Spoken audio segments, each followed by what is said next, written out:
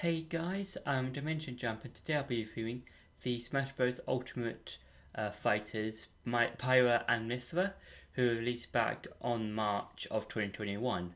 Now, Pyra and Mythra are from Xenoblade Chronicles 2 and are the second characters to be released for Smash Bros. Ultimate. And these characters are fun to play around as because these are one of the few double fighters in a sort of sense, because they kind of work. It kind of works like Dark Hunt Duo and the Ice Climbers in the sense that there are two fighters, or it's basically 2-for-1 fighter. But what makes Pyra and Mythra different to Dark Hunt Duo and the Ice Climbers is that you can switch between Pyra or Mythra. So if you choose Pyra, she does a lot more damage. She deals more damage to you. Her moves represent that. And with Mythra, her moves don't do as much damage, but she kind of sort of sets up in a sort of sense. So like her moves, even though her moves don't deal 100% more damage or deals twice as much damage or the same amount of damage as Pyra, Mythra's the damage that Mythra does is sort of set up for when you become Pyra, so that Pyra can probably finish off where Mythra started from.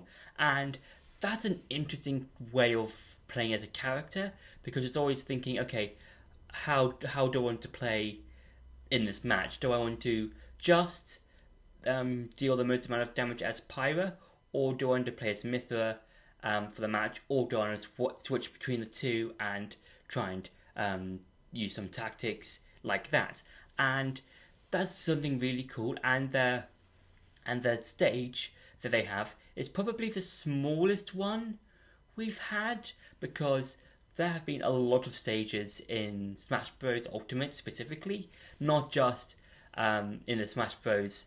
Series as a whole, but with Smash Bros. Ultimate, there are a lot of variety of stages, whether that's the battlefield with its small and large variants. You've then got Final Destination, you've got the amount of ones from the Zelda series, the Mario series, and various other series.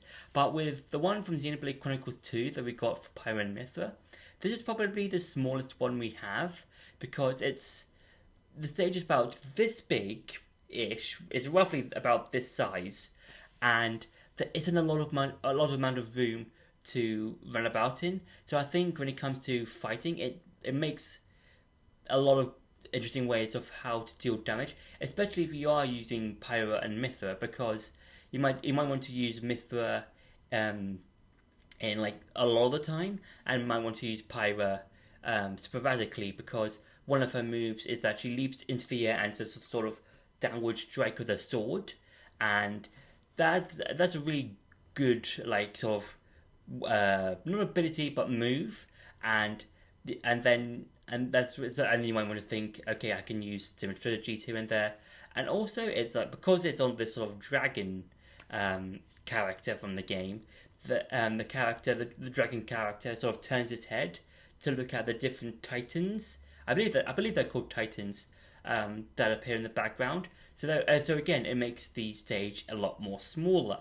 Not a huge amount smaller, but slightly smaller. So that means you have to really think on your feet of, okay, I have about 30 seconds or so until the dragon character turns his head back towards the center of where he was looking at, and I have to think, okay, well, how can I deal enough damage to fly my opponents off the screen and stuff like that. So yeah, and now it's time for some gameplay. So before I go into the main part of the gameplay, I want to quickly show you something when it comes to Pyra and Mythra specifically, because these are the only characters that, well, it's the only character that does the dog thing. So if you click on Pyra and Mythra and go to the character models, if you click on Pyra or mainly Mythra, you can switch between them.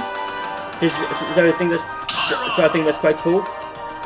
And also, I do like how, if I can find it, it's one of them. It should be. It's this one. Okay, so one of the skins, or one of the costumes, is the exact opposite of each other. So I think that's a really interesting way of doing a skin, because you can use this to somewhat to your advantage, because you can use this to confuse your opponents, because they both have the opposite skin. You can confuse them, saying, "Oh, this could be Mythra, but it's actually Pyra," and people might think this is a Pyra, but it's actually Mythra. So that's a really cool way of doing a skin. So I'm going to go into the actual gameplay now. So yeah.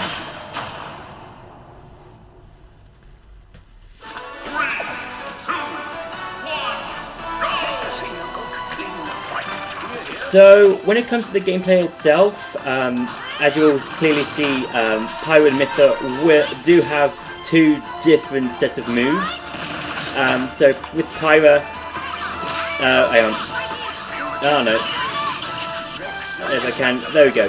So Pyra has more of a hits more difficult, no, not difficult. Hits more hard. Basically hits more hard than Mythra. So as you can see, I did a lot of damage to Yoshi. But if I switch to Mythra, Mythra doesn't do as much damage as Pyra. But I think one of the best strategies is to use Mythra as much as possible, and then switch to Pyra to like deal the extra bit of damage to the opponents. So I think that's quite cool. For the stage, it's probably one of the smallest stages we've had. Oh, this is good for Final Smash. Okay, so I'll probably show you one of the Final Smash, one of the characters' Final Smashes, then I'll edit to the other characters. Okay, so this is Pyra and Mythra, well, Pyra's one. So for Pyra's one, it's more of a slash attack sort of thing, and then you've got like a wall of fire towards the enemy. So that's Pyra's Final Smash. Now I'm going to show you Mythra's Final Smash. So for Mythra's Final Smash, the way to activate it is similar to Pyra's one, but it's a very different Final Smash in that. With Pyra's one, if I re-show it,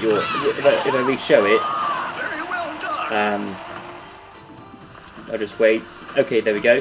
So with Pyra's one, it's more of a slash with a wall of fire,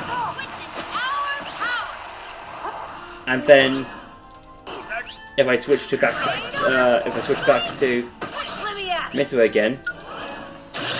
It's with Mythra's one. It's more of a